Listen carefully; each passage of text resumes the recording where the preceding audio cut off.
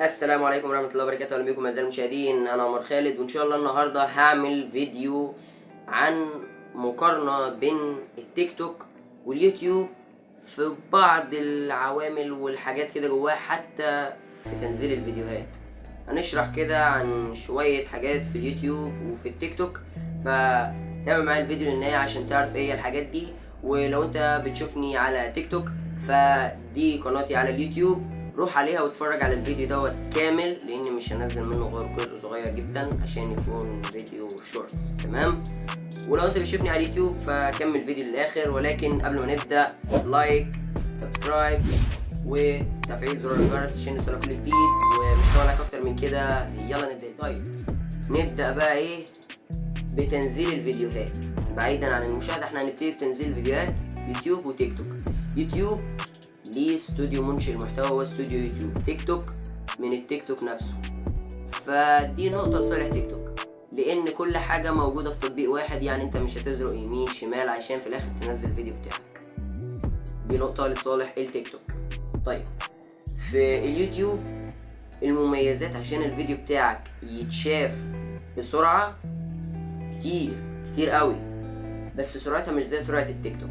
التيك توك اعداداته اقل ولكن بتجيب نتيجة اسرع من اليوتيوب. انت لو اول فيديو تنزله عندك واستخدمت هاشتاج معين، هتلاقي الفيديو بتاعك ضرب 200 مشاهدة، 300 مشاهدة، 500 مشاهدة، 1000 مشاهدة. ده لو اول فيديو بس. انما للأسف في اليوتيوب انت ممكن تنزل 10-15 فيديو وما يبقاش عندك 10 مشتركين او 20 مشترك، معرفش ليه بصراحة.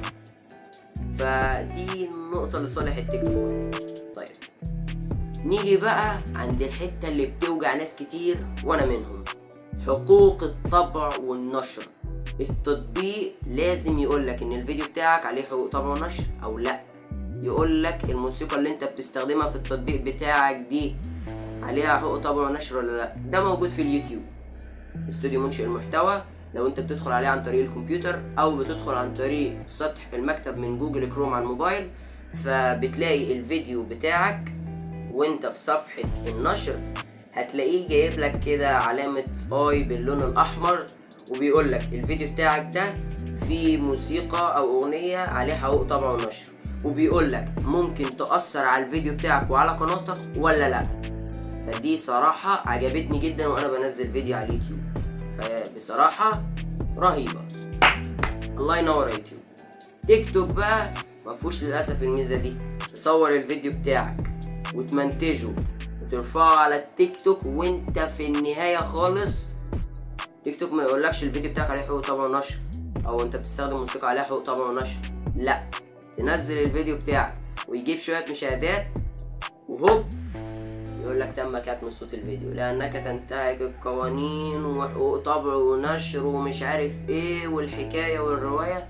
للأسف اللي تيك توك بيعمله ده ما مش عارف بصراحة، ما عنديش اي تعليق اقوله عنه. يعني بجد ببقى متضايق جدا ان انا صورت الفيديو ومنتجته وتعبت فيه وقعدت ساعات بصور ومنتج، وفي الاخر الفيديو صوته يتكتم و150 شخص او 200 شخص بس اللي يشوفوا الفيديو، وخلاص مفيش حد تاني هيشوفه. ما خلاص الصوت اتكتم والفيديو بيختفي من انظار الناس التانية. الفيديو بيفضل موجود عندك انت في صفحة القناة الرئيسية عندك، بيفضل موجود ولكن بيقولك تم الكتم. انما لو انت جربت تدخل من صفحة تيك توك تانية على صفحتك مش هتلاقي الفيديو ده اصلا. تمام؟ يوتيوب يتفوق طبعا في الميزة دي، لان هي بصراحة بتوفر كتير. انا بدل ما انشر انا ويتحرق دمي عادي ممكن اقوم معدل سيكا في المونتاج ومش شايل الموسيقى دي خالص. تمام؟ فدي حاجة حلوة بصراحة في اليوتيوب، تكتسب لصالح اليوتيوب. الميزة بقى بتاعت التيك توك اللي بجد جامدة، وهي دعم صناع المحتوى المبتدئين عن اليوتيوب. يوتيوب مش بيعمل زي ما تيك توك بيعمل. تيك توك بيقول لك خد الهاشتاج ده يا ابن الناس، حطه في الفيديو بتاعك واحنا ان شاء الله هنطلع الفيديو بتاعك اكسبو. جميل جدا جدا. يوتيوب لا، يوتيوب انت بتصور وبيطلع عينك وتفضل تحرق في طاقتك، ولكن النجاح بيبقى بعد فترة طويلة، يعني مش بيبقى من اول يوم. انت ممكن يعني جرب كده قناة يوتيوب مبتدئة لسه عاملها من الصفر، وقناة تيك توك، وجرب انك تمشي بالخطوات في اليوتيوب وامشي بالخطوات في التيك توك. هتلاقي ان اليوتيوب ما جابش حاجة من اللي تيك توك هيجيبها، وهتلاقي ان النجاح في تيك توك اسرع من اللي موجود في اليوتيوب. تمام. لذلك اغلب صناع المحتوى المبتدئين بيبدأوا من التيك توك، مش بيبدأوا من اليوتيوب. تمام. فعشان يحصلوا على الشهرة بسرعة، وبعد كده يقول للناس تعالوا تابعنا على اليوتيوب وبتاع. حد مهتم هيروح يتابع، محدش وعاجبه الفيديوهات القصيرة اللي بينزلها يقول لك تمام خليني زي ما انا اروح اتابعه على اليوتيوب ليه. نيجي بقى عند اهم حاجة في كل ده، وهي طرق الربح.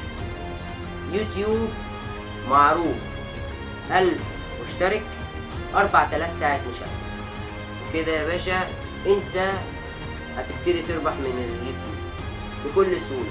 تعمل حساب جوجل ادسنس وتربطه بحساب اليوتيوب بتاعك، وبعد كده هتربط حساب ادسنس بحسابك البنكي، وبس كده يبقى انت كده خلاص هتقدر تربح وفلوسك هتتحول لك على حسابك البنكي.